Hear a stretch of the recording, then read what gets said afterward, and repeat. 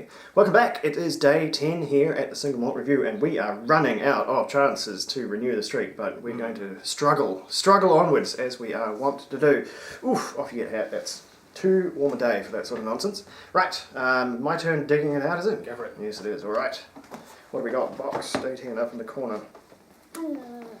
As I keep my gaze firmly on the camera to make sure it's not going to give us a power failure. The camera has been really mucking us about in this one. That camera has got to go. It's not enjoying the summer heat. That will be my project in the new year, get a new bloody camera. I mean, in this camera's credit, it's extremely old and has done us quite well. It is far older than the channel. Literally hundreds of episodes of HG recording over the last 5+ years. Right. Ooh, this one's got a bit of a hue to it. Oh. We've had a string of really quite Whoa. pallid whiskies, but this one... Thank you. Yeah, oh, that is pretty dark. Yeah. Alright, get the tin card up and there. There we go. The really quite haggard looking box now. It's fine. Okay, what are we dealing with? What have we got? If this isn't coloured, then this is a... Oh, that is woody.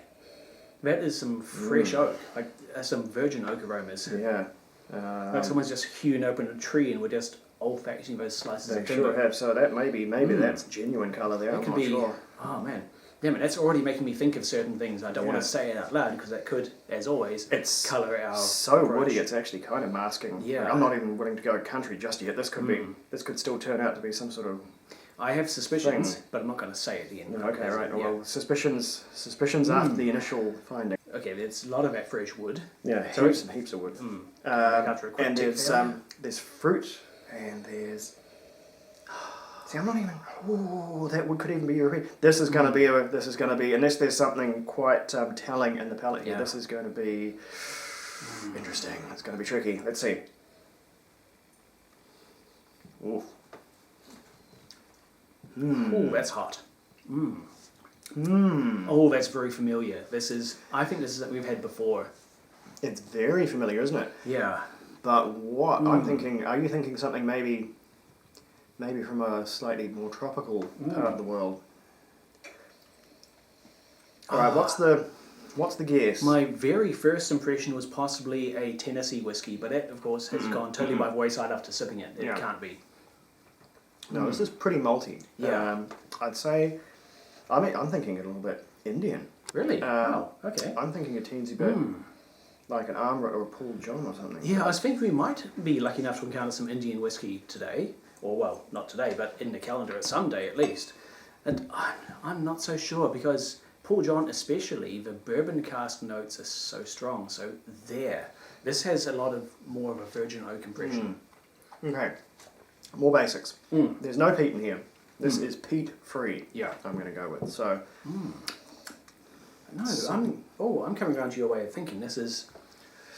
But it's a little. I think maybe more Armret than Paul John. Sadly, both are now very, very difficult to get in our territory. So we're kind of losing currency with what the state of, especially Armret. We haven't tried Armret for ages. It's really only legacy bottles floating around here now, but it's just something a little evocative about it. But I'm not 100% in on the Indian whiskey thing just yet. Oh God, I'm conflicted. I'm torn. What did we try recently? Was this the Deanston that had a virgin oak finish? We did. I don't think this is that. I think this is that. I thought tasted super young, and this one it may be super young, but if it's Indian, that doesn't matter because it's aged in the time machine. Yeah. Okay. 3 years is old as far as flavour and maturity goes for Indian whiskey. I don't think it's Japanese. We're rapidly running out of countries. Yeah. There's distinct hallmarks my brain looks for on Japanese whiskey, and I'm not getting those here. It could still be. I've been very wrong before. I think I'm just going to go Armret because I've got nothing else. Nothing else left. I don't believe it's Paul John, unless it's something like the Nirvana, which I've not tried before. Nirvana is similar to Paul John's Brilliance in that it's unpeated, all bourbon cask matured, but it's lower ABV and slightly younger. It's intended for cocktails, for mixing, or for casual drinking. It's less of it's a more accessible, more affordable option. It's, as I say, one of the core Paul Johns I've not tried, so I can't judge accurately. It's a low confidence pick, but it's Armret. Armouret for me. Well, I'm going to guess Paul John. Yeah, spread it around. Under over them. All right, what do we got? Ooh, tell them what. Oh, they did it. They did it again. They blew it all up.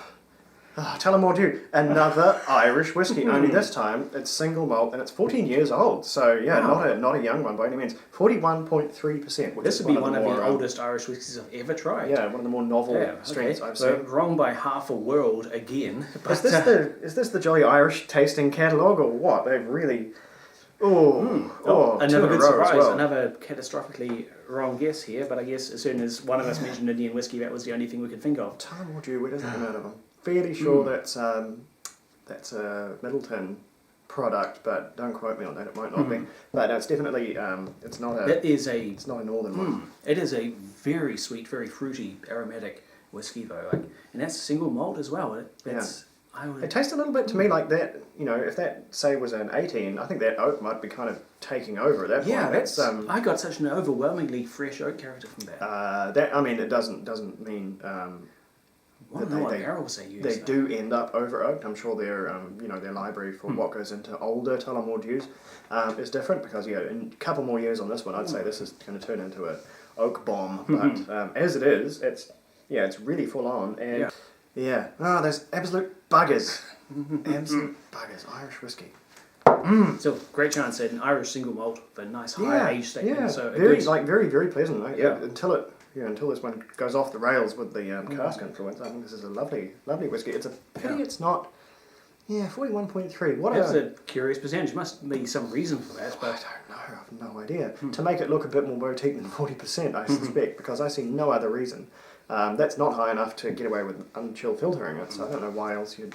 It wouldn't be cask strength unless it's a downright perforated cask. No, unless there's an actual hole on the bottom of that one, then there is no way. No, I think that's just a completely made up strength. That one. But anyway, a bit deflating. How many more is in there? It's teeming with Irish whiskies. God, it's the Irish revenge. Anyway, never mind. Better luck next time, where we will see you very, very shortly. Stick around, Slanger. Tomorrow, we can get another streak of 2. I can feel it. Yes. It's coming.